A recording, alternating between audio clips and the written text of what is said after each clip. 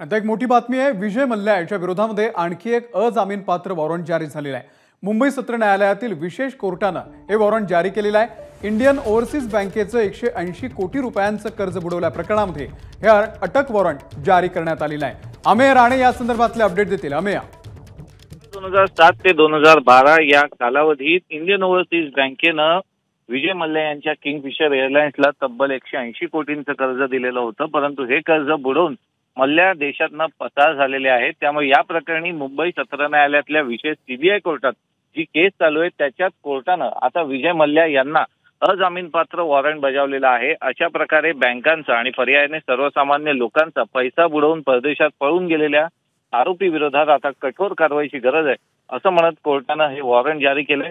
तेव्हा आता या संदर्भात सीबीआय पुढे कशा पद्धतीने कारवाई करते हे पाहावं लागेल। अमेय, धन्यवाद दिलेल्या या माहितीबद्दल। एबीपी माझा, उघडा डोळे बघा नीट।